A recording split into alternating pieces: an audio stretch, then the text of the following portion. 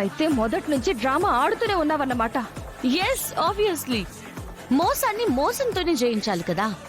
అందుకే ఈ మోసగాడికి బుద్ధి చెప్పాలని నేనలా నాటకం ఆడాను. చూడు చందు, అనవసరంగా బేషాజాలకు పోకు. దీని మాటలు నమ్మి నీ జీవితాన్ని స్పాయిల్ చేసుకోకు. ఉషా చాలా మంచిది. అలాంటి అమ్మాయికి నువ్వు లైఫ్ లో పార్ట్నర్ అవ్వడం అంటే నువ్వు చాలా హ్యాపీగా ఉంటావు. అలా కాదు కూడదని డ్రామాలాడాలని చూసావనుకో, అత్తయ్య గారితో ఇవాళ అనౌన్స్మెంట్ మాత్రమే చేపించాను.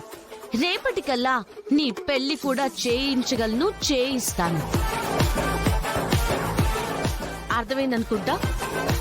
Be careful.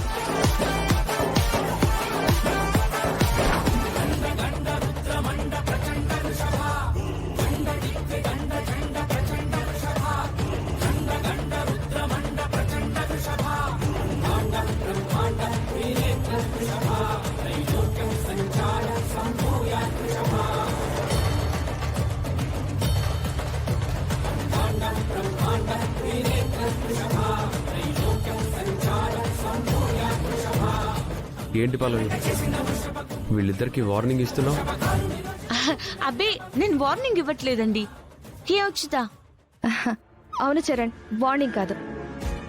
మరేంటి వేలు చూపిస్తున్నావు ఇద్దరికి? వేలు చూపించడం కాదండి. ఉషా చాలా మంచి అమ్మాయి, పెళ్లి చేసుకుంటే నీ జీవితం బాగుంటుంది, కొంచెం ఆలోచించు చందు అని అంటున్నాను. ఏ అక్షిత, అంతే కదా నేను అనింది? అవును చరణ్, నేను అదే చెప్పాను. పల్లవి కూడా అదే కన్విన్స్ చేసింది, అంతేనా? అయినా మీరు కన్విన్స్ చేయడం ఏంటి? ఆల్రెడీ వాడే ఉషని ఇష్టపడుతున్నాడని అర్థమైంది కదా.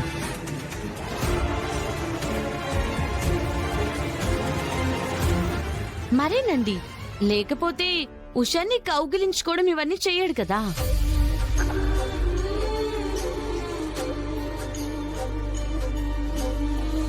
రే, నిజంగా ఉష చాలా మంచి అమ్మాయి. వాడెవడో దరిద్రుడు. వాడు ప్రేమించి ఇంత మంచి అమ్మాయిని మిస్ చేసుకున్నాడు.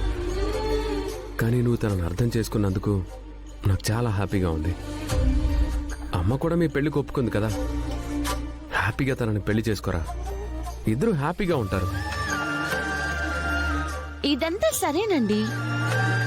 ఆ ఉషాని మోసం చేసిన వాడు నిజంగా దుర్మార్గుడే కదా. పరమ దుర్మార్గుడు వాడు.